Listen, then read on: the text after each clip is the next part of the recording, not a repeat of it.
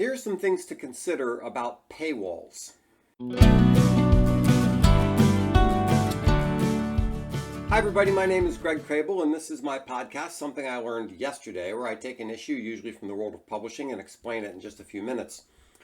When advertising revenue declines, as it has been, publishers start to think about paywalls, as they have been.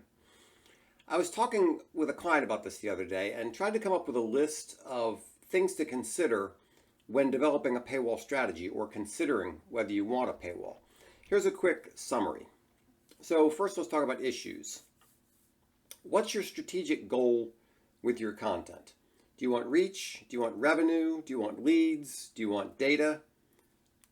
First, make sure you have a clear concept of what you're doing there. Now, some of those fit with a paywall and some don't. If your goal is reach, a paywall might not be a good idea. Is your content homogenous? For example, is it all articles? Or do you have different types of content? And what about your audience? Are there distinct segments with different characteristics? In either of those cases, you might have a different strategy by type of content or by audience segment. For example, short form articles might remain free, but longer analysis could be gated, or college students could get your content for free while professionals have to pay. Now, when you do present a restriction on access, and I'll talk about that more in a minute, are your prospects paying for present value, what they're going to get right now, or the promise of future value? I think that's an important thing to think about in terms of your paywall strategy. Is content the main thing you sell, or is it a draw for something else? Does that differ by type of content? Are your articles supposed to sell your books? You see, you can have different strategies for different types of content. Now, restrictions on access do cause friction. Is your audience likely to put up with that? Maybe there's another option. They're just going to avoid the friction. Restrictions on access will affect search engine optimization. Is that a problem?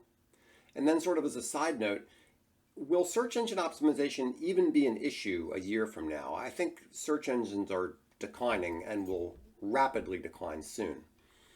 What do your competitors do? If they're putting up a paywall and you're not, that creates a competitive, different situation, right? I mean, people might say, those guys make it easy, you're making it hard, or vice versa. Restrictions on access can also mean hiding your content from large language models, which might be a good thing. Now, I've been saying restrictions on access rather than paywall because there are a lot of different ways to restrict access to content. There's free registration, and then you have to decide how much you need to collect for that. There's a subscription, and you have to decide what's the term, monthly, annual. There's membership, which usually includes more than just a subscription. It might include access to a discussion board or any number of things, but membership is a little different from a subscription. And then there's pay-per-view or micropayments. There's also patronage, or maybe a better way to say that is institutional access, where a university, for example, gives access to all their professors. There's geo-restricted, where you could say only people who live in the city can see it. And then there's content that's only available in an app. That's one way to restrict content. And there's content that's only available as a download. There are any number of different ways to restrict access. Also, to make it more complex, you can mix and match all these things. It's really easy to go down a rabbit hole with this concept. You can think of all number of different ways of parsing it. Now, generally speaking, when does metering work? So let's look at it from the perspective of content characteristics. The content should be specialized and unique. Think the New York Times or the Wall Street Journal. There should be perceived scarcity or urgency. Maybe it should be exclusive or in-depth. And it should be content that retains its value over time, because something that retains its value over time you'll come back to again and again. Now, what are the audience characteristics that seem to work with a paywall? So they're loyal and engaged, often professional, and often affluent. And then what are the brand characteristics that seem to work with restrictions on access?